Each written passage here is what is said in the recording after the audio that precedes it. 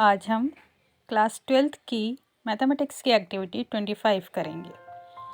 Activity 25 class 12th।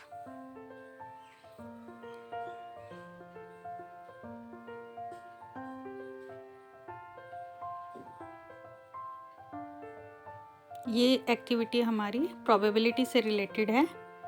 इसका objective है to explain the computation of conditional probability of a given event E when event E1 has already occurred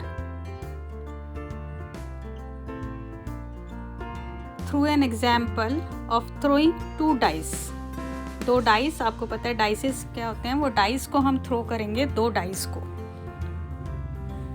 इस activity को करने के लिए material required है आपके पास एक पीस ऑफ प्लाईवुड। अगर आप प्लाईवुड नहीं लेना चाहते हैं तो हार्ड पेपर ले लीजिए कोई, और हार्ड पेपर से scale, a pair of dice, आपको डाइस की ज़रूरत पड़ेगी। मेथड ऑफ कंस्ट्रक्शन है paste a white paper on a piece of plywood. आप प्लाईवुड नहीं लेना चाहते हैं, आप हार्ड पेपर ले लीजिए, कन्वीनियंट साइज़। हमने 12x12 का साइज़ लिया है। आप अपनी कन्वीनियंस के हिसाब से एक स्क्वायर पेपर लेना है। आप स्क्वायर पेपर ले लीजिए, डिवाइडेड इनटू 36 पार्ट्स। उसको 36 स्क्वायर पार्ट्स में आप डिवाइड कर लीजिए, जैसे मैंने ये किया हुआ है। एक पेपर लिया है, इसमें मैंने इक्वल स्क्वायर्स बनाए हैं, 6 एक तरफ। लेंथ में भी 6 लिए हैं और ब्रेथ में भी मैंने 6 लिए हैं। इस तरीके से आप स्क्वायर्स बना लीजिए। ये जो 6 स्क्वायर्स हमने 36 स्क्वायर्स बनाए हैं पूरी शीट के ऊपर। इनके अंदर अब हम जो हमारे डाइस हैं उनके इवेंट्स लिखेंगे। मान लीजिए आपने दोनों डाई एक साथ थ्रो किए और फर्स्ट डाई पे आया 1, तो आप यहाँ उसे नोट डाउन करेंगे। फर्स्ट डाई पे आया है 1 और सेकेंड डाई पे भी आया आपका 1, तो आप इधर उसे 1 1 लिख देंगे। इसी तरीके से आप सारा लिखते जाएंगे। मान लीजिए आपका फर्स्ट डाई पे आया 1 और सेकंड डाई पे आया 2। फर्स्ट डाई पे आया 1 और सेकंड डाई पर आ गया आपका 3। फर्स्ट डाई पे 1 और सेकंड डाई पे 4। फर्स्ट डाई पे 1 एंड सेकंड डाई पे 5। ऐसे ही फर्स्ट डाई पे 1 और सेकंड डाई पे 6। ये हमारा एक फर्स्ट डाई पे 1 वाला कंप्लीट हो गया। इसी तरीके से हम आप करेंगे कि फर्स्ट डाई पे 2 आया और फिर सेकंड डाई पे 1 2 3 4 5 6। फर्स्ट डाई पे आप स्टिल रखिए 2 को, और सेकंड डाई पे आपका चेंज हो रहा है 1 2 3 4 5 एंड 6। अब मान लीजिए आपका फर्स्ट डाई पे आ गया 3, तो आप उसे इस तरीके से बना लेंगे 3 1 3 2 3 3। और फर्स्ट डाई पे आया 4, फर्स्ट डाई पे आया 5 और फर्स्ट डाई पे आया 6। तो पूरे जो हमारे 36 इसमें इवेंट्स हैं वो हमारे इसके ऊपर लिखे जाएंगे। ये टोटल इवेंट्स हैं, इसके अलावा कोई भी इवेंट नहीं हो सकता है। तो ऑल डेमोन्स्ट्रेशन में देखिए कि ये जो हमने फिगर बना ली है, इसके अंदर ऑल पॉसिबल आउटकम्स हमने लिख लिए हैं। ऑल पॉसिबल जितने भी पॉसिबल आउटकम्स थे वो हमने इसके अंदर लिख लिए हैं इस एक्सपेरिमेंट में, जिसमें हमने 2 डाई को एक साथ यूज़ किया है। Hence it represent the sample space. ये हमारा अब बन गया sample space of the experiment.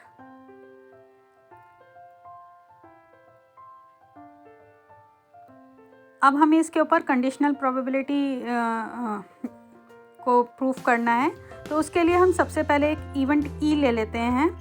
A number 3 appears on both dice. E ऐसा इवेंट है जब हमारे दोनों डाई के ऊपर 3 अपीयर होगा, और E1 ऐसा इवेंट हमारा है जिसमें 3 has appeared on at least one of the die. तो कंडीशनल प्रोबेबिलिटी हमारी कैसे निकलेगी? PE अपॉन में E1। E1 में हमारा 3 जो है वो एटलीस्ट 1 डाई पे होना चाहिए। तो हम सबसे पहले नंबर ऑफ ई में कितने इवेंट्स होंगे, कितनी पॉसिबिलिटीज़ हो सकती हैं। ई क्या है? जिसमें दोनों 3 3 हों। तो ऐसा सिर्फ एक ही इवेंट है जब दोनों 3 3 होंगे। ऐसा हमारे पास एक ही आउटकम मिल रहा है 3 3 के लिए, तो हम इसमें कह सकते हैं नंबर ऑफ ई ई के अंदर हमारे कितने एलिमेंट्स हैं? 1, ओनली 1 एलिमेंट इन ई। ये हमने इसको मार्क कर दिया है। आप किसी डार्क पेन से या फिर हाइलाइटर से इसे हाईलाइट कर लीजिए।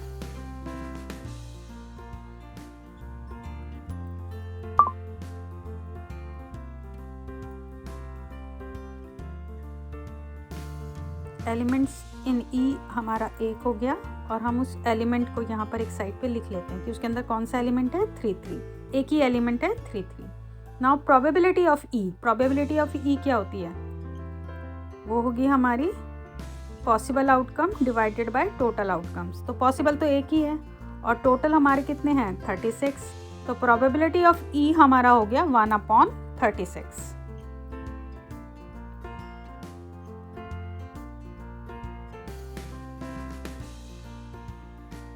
No elements in E1। E1 में कितने एलिमेंट्स होंगे? E1 हमने जो इसको कहा है वो है 3 has appeared on at least 1 die.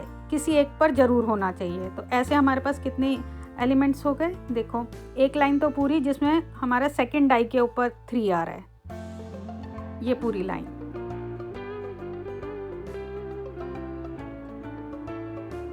ये पूरी की पूरी लाइन जो है इसमें सेकंड डाई के ऊपर 3 आ रहा है और एक हमारे पास है जिसमें फर्स्ट डाई के ऊपर 3 आ रहा है।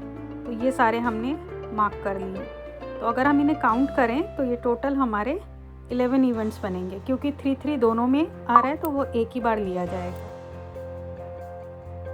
तो टोटल 11 एलिमेंट्स हमारे इसके अंदर हो गए और इन सब एलिमेंट्स को हम यहाँ पर लिख लेते हैं। जो आउटकम्स हैं हमारे, टोटल आउटकम्स जो E1 के अंदर हैं वो हम इधर ब्रैकेट में लिख रहे हैं। जैसे 1 3 2 3 3 3 4 3 5 3 एंड 6 3। ये सेकंड डाई के ऊपर 3 आने वाले हो गए। अब फर्स्ट डाई पर 3 1 3 2 3 3 ऑलरेडी है तो उसे लिखने की ज़रूरत नहीं है। 3 4 3 5 एंड 3 6। तो टोटल 11 एलिमेंट्स हमने यहाँ पर लिख लिए हैं। Now probability of E1। Probability हमारी कैसे निकलती है? पॉसिबल आउटकम्स 11 और टोटल आउटकम्स 36। तो 11/36 हमारी PE1 की प्रोबेबिलिटी। E1 की प्रोबेबिलिटी हमारी हो गई 11/36। Now probability of E1 intersection E1। इसके लिए हमें पहले नंबर ऑफ एलिमेंट्स पता होने चाहिए। E इंटरसेक्शन E1 में कितने एलिमेंट्स हैं? तो उसमें सिर्फ एक ही एलिमेंट है जो दोनों में कॉमन है। तो इसका मतलब इसके अंदर एक ही एलिमेंट है। तो 1/36 इसकी प्रोबेबिलिटी हो गई। आप इसे भी इसके नंबर ऑफ एलिमेंट्स भी लिख दीजिए। N E intersection E1 is equal to 1 and probability of E intersection E1 is equal to 1/36। Now conditional probability of E/E1 is equal to, इसका फॉर्मूला होता है आपका probability of E intersection E1 divided by probability of E1। जो already occurred है उसे हम नीचे लिखते हैं और ऊपर उनका इंटरसेक्शन लेते हैं। नाउ दोनों के इंटरसेक्शन की प्रोबेबिलिटी है 1/36 और PE1 की प्रोबेबिलिटी है 11/36। दोनों के 36 कैंसिल हो गए। आपके पास प्रोबेबिलिटी, कंडीशनल प्रोबेबिलिटी आ गई 1/11 ऑन E1। यहाँ पर E1 ऑलरेडी अकर्ड था, 1/11 निकली है हमारी प्रोबेबिलिटी। अब हम ऑब्जर्वेशंस फिल कर लेते हैं जो हम ऑलरेडी निकाल चुके हैं, उन्हें अब हमें इसमें फिल करना है। Outcomes favourable to E। कितने आउटकम्स थे? एक आउटकम था number of E is equal to 1 जो हमने निकाला था। एक ही एलिमेंट है वो 3 3, क्योंकि E जो हमारा इवेंट था वो कैसे डिफाइंड था कि 3 appears on both the dice, that means 3 3। ऐसा एक ही आउटकम है। Now outcome favourable to E1। ऐसे हमारे पास कितने इवेंट्स निकले थे? हमने निकाले थे 11 इवेंट्स जो इस तरीके से हैं 1 3 2 3 3 3 4 3 एंड सो ऑन। ये आप इधर फिल कर लीजिए। Number of elements in E1 कितने हो गए? 11 जो टोटल आउटकम्स उसके थे। Outcomes favourable to E intersection E1। ऐसा एक ही एलिमेंट था, कुछ एलिमेंट्स लिख के और फिर डैश डैश करके आप यहाँ पर छोड़ दीजिए। तो और इसके अंदर कितने एलिमेंट्स थे? ओनली 1 इंटरसेक्शन में।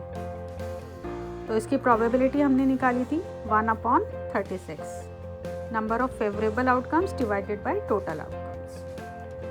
कंडीशनल प्रोबेबिलिटी फॉर्मूला लिखिए पहले, P probability of E intersection E1 divided by probability of E1।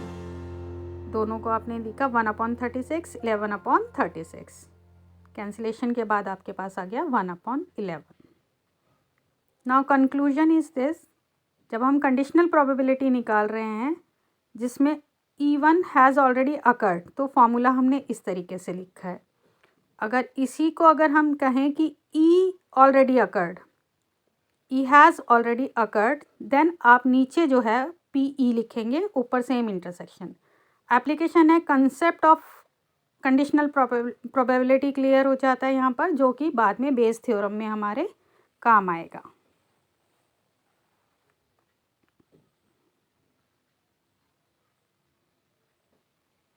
ये कुछ फ़ोटोग्राफ्स हैं, इसको आप अपनी एक्टिविटी करते वक्त यूज़ कर सकते हैं और इस तरीके से आप एक एक्टिविटी को परफॉर्म कर सकते हैं।